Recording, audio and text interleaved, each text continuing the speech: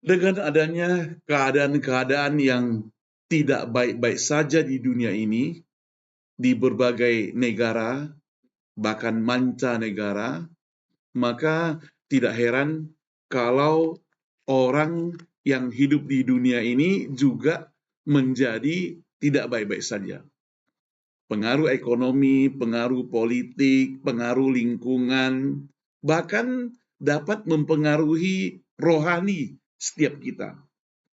Itu sebabnya maka secara umum kita melihat banyak orang yang mengalami penyakit mental.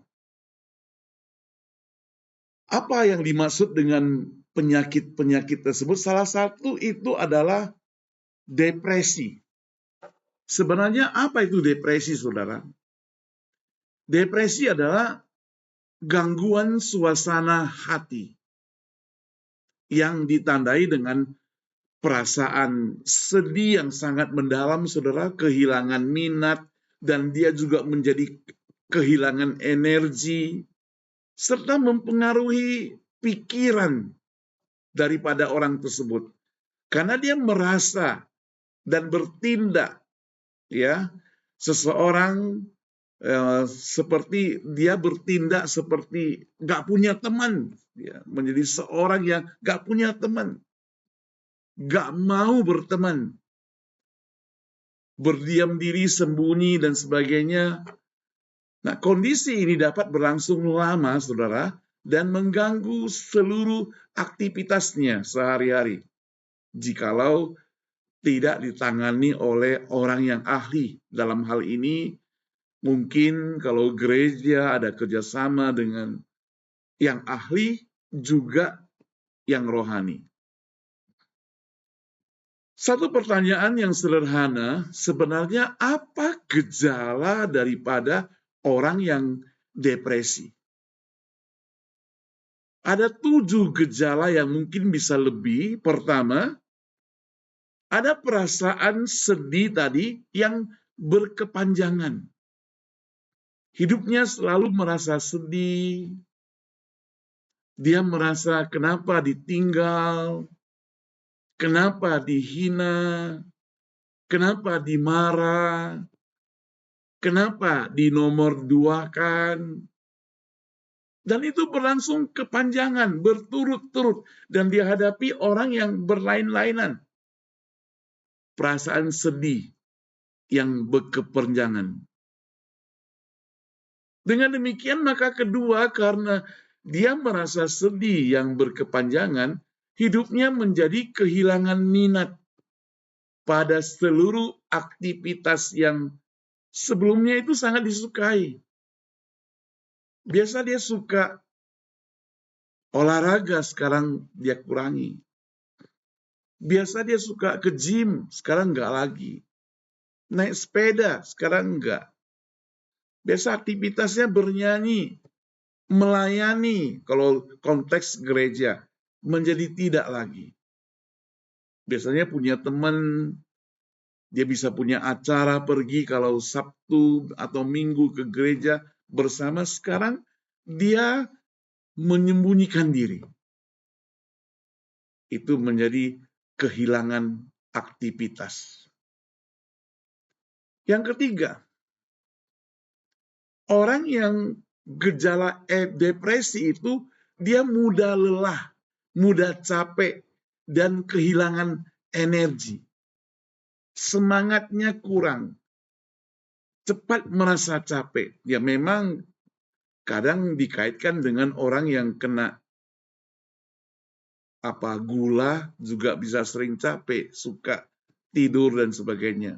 Tapi ini justru beda. Yang keempat, orang yang gejala depresi malah mendapat gangguan tidur, insomnia, atau sebaliknya tidur berlebihan. Itu depresi. Jadi kalau ada gangguan seperti itu, kita lihat itu sudah abnormal, gak seperti biasanya, ya. Lalu dia juga merasa, yang kelima, perasaan tidak berharga, selalu merasa bersalah, selalu merasa penyesalan, bersalah. Jadi dia butuh orang yang rohani, ngerti tentang agama, paling sedikit ya pendeta dalam hal ini, yang datang mendampingi. Yang keenam, dia menjadi sulit berkonsentrasi dan membuat keputusan. Merasa bingung hidupnya, gak lagi punya pusat perhatian, kita ngomong kepada dia, dia tambah bingung. Kalau dia mahasiswa belajar, gak jadi masuk ke otaknya. Kalau dia orang staf di kantor dan sebagainya, maka dia menjadi tidak fokus. Apalagi dia pengusaha, menjadi tidak fokus, juga janji sering dia cancel, batalkan, atau mungkin dia lupa, dan sebagainya. Dan yang ketujuh, punya pikiran yang negatif tentang kematian, bahkan punya pikiran bunuh diri, suicide. Itu orang yang sedang mengalami gejala depresi. Lalu kita kan bertanya, bagaimana cara kita menghadapi depresi ini, saudara? Ada beberapa cara yang hari ini saya bisa share buat kita semua dan sama-sama kita pelajari. Pertama, kita berolahraga yang ringan, meningkatkan mood dan meningkatkan energi kita. Daripada berdiam diri, kita berolahraga ringan. Kemudian yang kedua, salurkan hobi, aktivitas yang menyenangkan, membantu mengurangi stres. Kalau kita mulai mengurangi aktivitas sekarang, kita harus berubah. Atau kalau ada orang yang dekat dengan dia, cepat-cepat berikan saran, kasih ide, dan sebagainya. Berdoa, membaca Alkitab ini juga sangat penting. Dalam Mazmur 34, saudara, Mazmur 34 saya bacakan ayat 17, 18, firman Tuhan berbunyi, wajah Tuhan menentang orang yang berbuat jahat untuk melenyapkan ingatan kepada mereka dari muka bumi. Apabila orang-orang benar itu berseru-seru, maka Tuhan mendengar dan melepaskan mereka dari segala kesesakannya. Jadi kalau orang benar berseru kepada Tuhan, jangan takut. Tuhan tidak pernah tinggalkan engkau, saudara.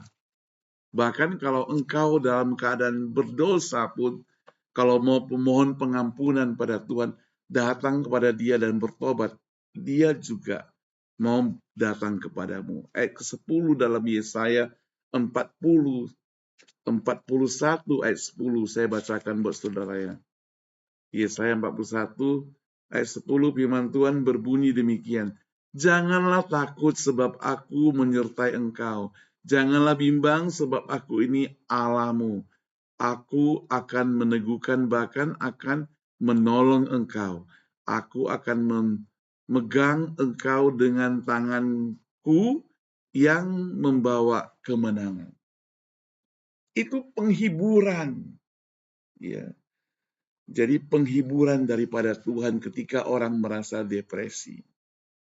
Yang keempat, saudara, berbicara dengan orang yang terdekat, yang bisa dipercaya. Dukungan sosial itu sangat penting. Biar dia tidak menyendiri. Dia tidak merasa ditinggal. Tapi dia merasa dihargai. Yang kelima, perlu konsultasi dengan profesional. Psikolog, konselor, ya khususnya konselor Kristen, yang dapat membantu mengidentifikasi penyebab daripada depresi. Kerjasama nanti dengan dokter, mungkin juga bisa kasih obat tenang dan sebagainya, saya tidak tahu. Tapi bisa dibantu. Nah sekarang, bagaimana kita mencegah?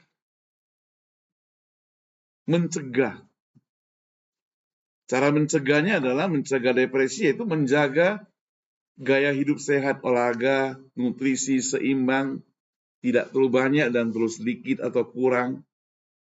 Mengelola stres banyak masalah, banyak problem, banyak kebutuhan hidup, banyak kesulitan, dan sebagainya. Semuanya itu bisa dikelola melalui doa dan meditasi. Berserah sepenuhnya kepada Tuhan. Jangan lupa memperkuat hubungan sosial. Ketika kita ada masalah, ingat, di antara orang-orang yang tidak perhatikan kita, pasti ada orang yang memperhatikan kita. Kita bersyukur saja. Dan orang-orang yang memperhatikan kita itu pasti dia akan menolong kita, tidak membiarkan kita. Maka perlu memperkuat hubungan sosial. Saudara yang dikasih Tuhan, depresi itu punya bahaya, saudara. Depresi yang tidak diobati dapat menyebabkan penyakit kardiovaskuler, stroke, serangan jantung. Jadi orang yang kena serangan jantung itu kadang karena depresi, terlalu mendalam, sedih, terlalu susah, depresi. Lalu ada pula gangguan tidur yang kronis, sulit tidur, depresi. Bayangkan tengah malam nggak tahu apa yang harus dikerjakan. Kalau berada di hadapan HP aja juga stres. Apa yang saya kerjakan? Perlu doa pada Tuhan supaya diberikan ketenangan untuk istirahat, bukan? Lalu ini yang penting, punya resiko bunuh diri yang bertambah meningkat. Saya akan tutup dengan ayat Alkitab yang menguatkan bagi orang-orang yang depresi. Secara singkat, ada Ulangan 31 ayat 8 firman Tuhan berbunyi, Tuhan tidak akan meninggalkan engkau. Jangan takut. Sekali lagi manusia meninggalkan engkau dengan kesibukannya sendiri. Tapi Tuhan tidak pernah meninggalkan engkau. Yang kedua, Mazmur 36 ayat 7, anak-anak manusia berlindung dalam naungan sayapmu. Jadi berada di dalam sayap, dia merasa tenang. Ya, dia merasa tenang lah. Matius 11:28, datanglah kepadaku semua yang letih lesu dan berbeban berat, maka aku akan memberikan kelegaan kepadamu. Pikulah kuk yang kupasang. Kuk yang kupasang itu enak, tidak ada ngengatnya. Itu Alkitab Perjanjian Baru. Jadi selain firman Tuhan yang bisa ditaati, ada juga 10 hukum yang perlu ditaati. Baru Tuhan memberkati. Lebih heran lagi.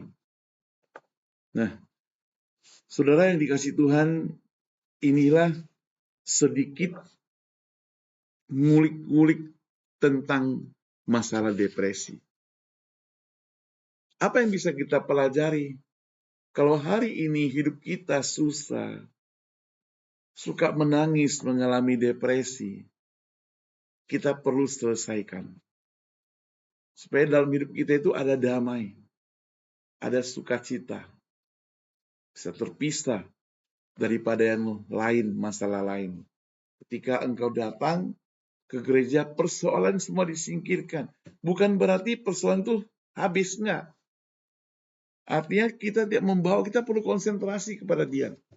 Dan hanya orang yang konsentrasi kepada Tuhan yang dapat menyelesaikan masalah hidupnya bersama dengan Tuhan. Amin, saudara. Tuhan Yesus memberkati kita semuanya.